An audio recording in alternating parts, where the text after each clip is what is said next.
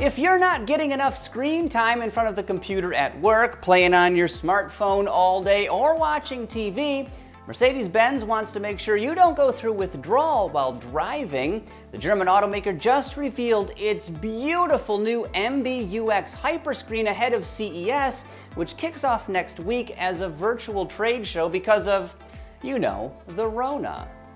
Living up to its name, the Hyperscreen, technically it's 3 separate screens, but who's counting? It's a ginormous assembly spanning about 56 inches across, basically from one A-pillar to the other. And that trio of displays, there's one in front of the driver, another for the passenger to play with, and then of course a third in the center, provides 377 square inches of real estate, and it's all housed under a sheet of glass, which makes the whole shebang look seriously space-aged. And they even integrated some physical air vents onto the thing, which is a cool touch.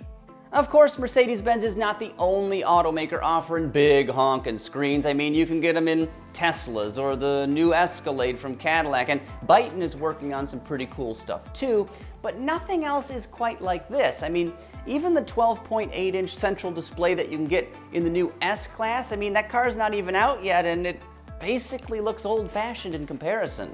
The Hyperscreen will be optional on the upcoming EQS all-electric sedan, which is slated to go on sale at some point this year. But beyond that, I've got to think it's something the automaker will adapt to the rest of its lineup in pretty short order. I mean, maybe not a Sprinter van, but they'd be fools not to really extend this technology everywhere they could. Powering all those pixels are 8 CPU cores, and the Hyperscreen also has a whopping 24 gigabytes of RAM, and I don't mean the truck brand. Beyond that advanced hardware, there's also a new user interface to talk about. The current generation MBUX infotainment system is good, but it can be pretty complicated with a steep learning curve.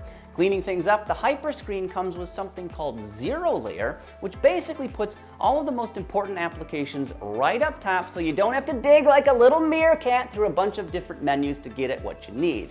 But we'll see how easy all of this will be to use, because I'm not totally convinced it's simple based on what I've seen here.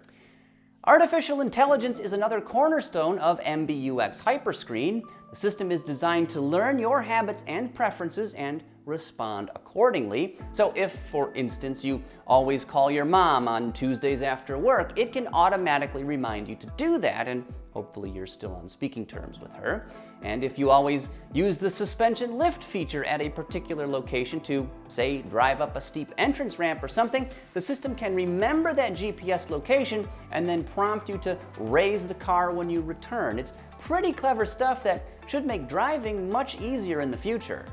The MBUX Hyperscreen is an intelligent and eye-catching new infotainment offering, one that appears to give Mercedes-Benz a big leg up over its competition, for now at least, because you can bet rival automakers, they ain't sitting in park.